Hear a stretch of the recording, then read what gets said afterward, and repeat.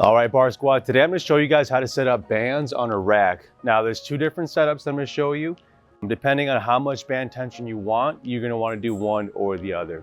So the first one is, you want two band pegs right here. You're gonna take your band, go over the first peg, up and over the bar. Now I personally like to keep the band on the bell.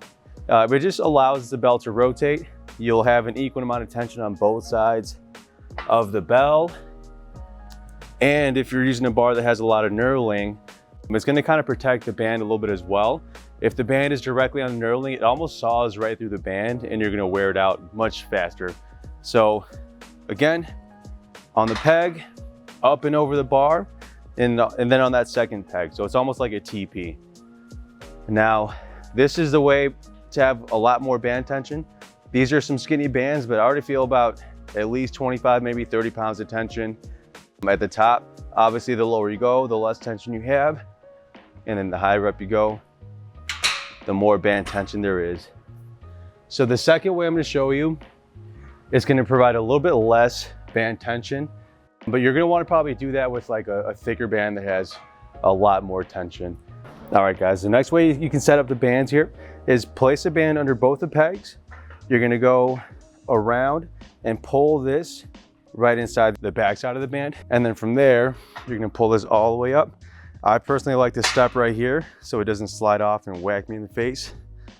Up and over the bar. And then you're creating a little bit of a triangle. But you don't want so much tension here and this be loose.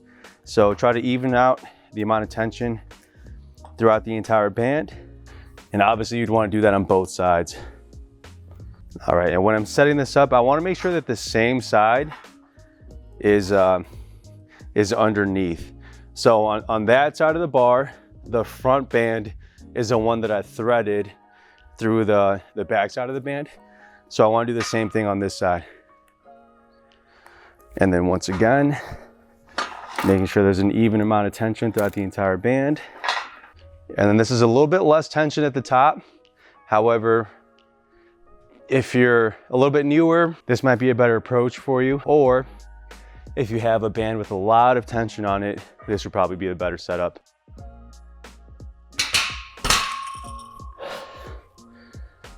Whew, got me all breathing all heavy. All right, so either variation of the setup works, regardless of the exercise. As long as you're in the rack, either setup will work. Whether it be an incline bench, a squat, a bench press. As long as you're in the rack, you can choose either of the two variations. Now, if you're at a commercial gym and you don't have access to these pegs, have no fear, I got you. Depending how far away the dumbbells are from your rack, it's gonna be like a farmer's walk.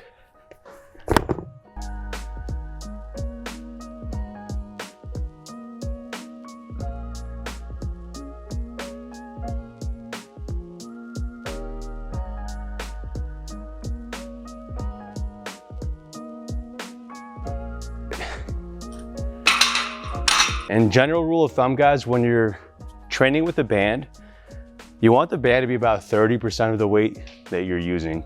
So I'm not gonna have 100 pounds worth of band tension and only be lifting like 60 pounds in straight weight. You want more straight weight than you have on the band. All right, guys, give us a go. Let us know if it works out. Have a good training session. Peace.